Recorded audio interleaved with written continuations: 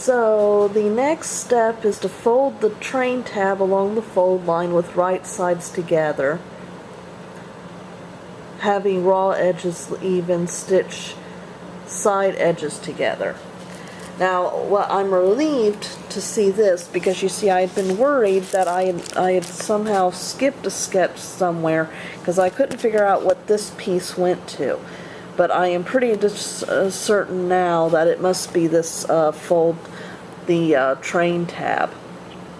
So, okay, let's see. Oh, there's 2 pins in it. Okay, let's get that out. Oops. So,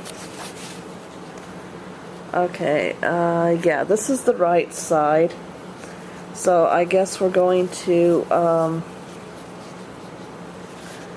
fold them together, and then we're going to just stitch the sides. Okay. After turning it right side out, looks like a little purse, doesn't it? You're going to sew the top together. So this is the underside of the train. The next thing we're going to do is we're going to put this in the center and stitch it along the top. This next part is actually a little complicated. I'm not even sure if I totally understand it. In fact, I had taken this, I had ripped out I thought I had misunderstood it. I undid this and I was about to sew it to the other side, and then I reread it and I was like, no, I think actually I had it right before, so it's all very confusing. This thing seems to be getting to be as complicated as a regular wedding dress. Anyway, next part. Fold side edges of train to outside along the outer fold lines. Fold inside edges along inner fold lines. Stitch across the entire upper edge of train. Yeah. One problem is I didn't quite obey the fold lines when I was sewing this anyway. But I think what we're doing is we're going to, first fold it there and then fold it there. Well, that didn't happen neatly, and we're going to do that on both sides. And then when we get it all folded at the top, we're going to stitch across the top. So yeah, let me see if I can do that. Okay, that's the first fold, I think, and then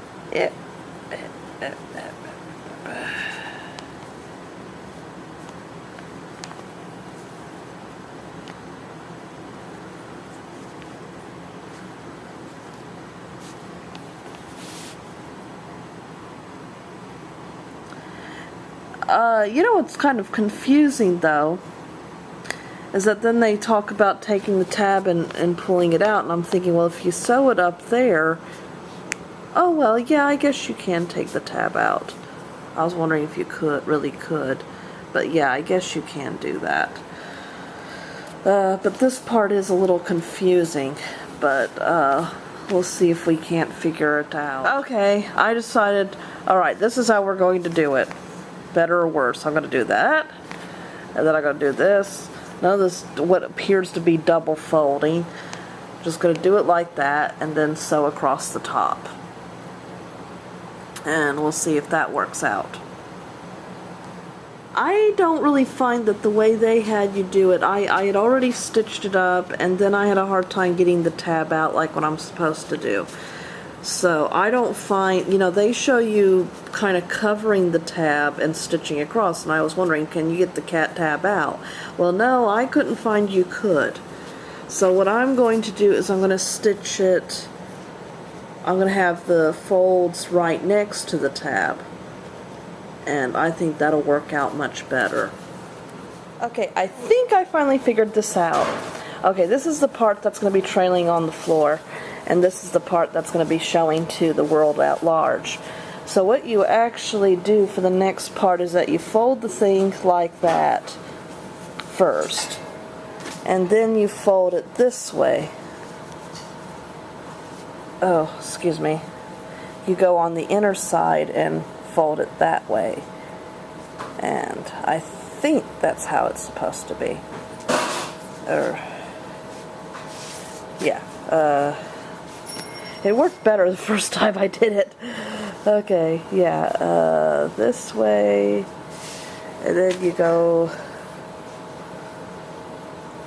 And then you turn it that way.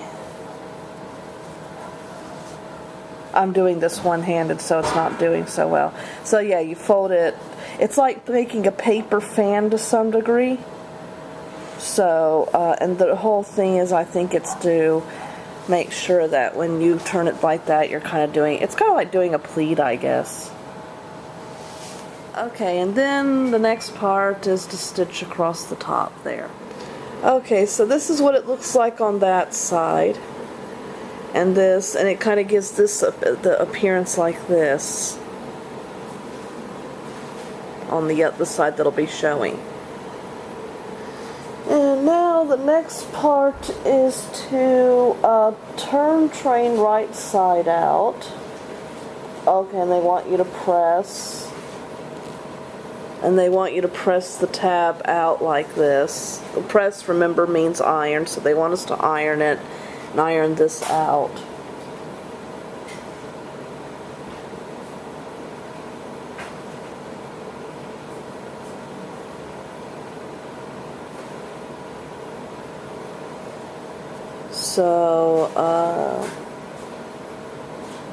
So the next step is to do this on the one side, do the corner on one side, and this is on the right side, and then you're going to do the tab on the, you're going to bend the tab down like that, and then you're going to put this down, and you want to tack those into place,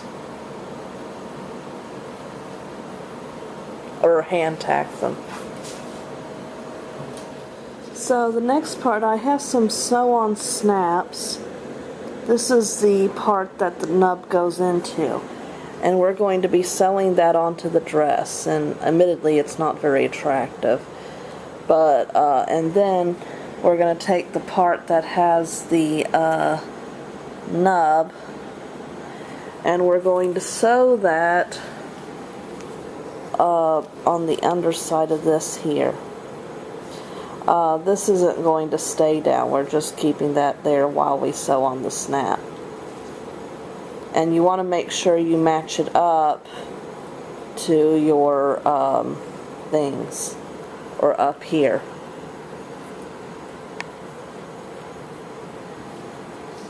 So before I put the snaps on, I put the dress together, what I want to do with the Velcro. So that I knew where I wanted the snaps to be. I didn't do quite as nice of a job putting them on. And then I no longer have these tacked down, but well, as you remember, they were like this on each side, and I sewed the things on, then I untacked them, and you attach them. Rather hard to do one-handed, but we'll do that. But there's one side.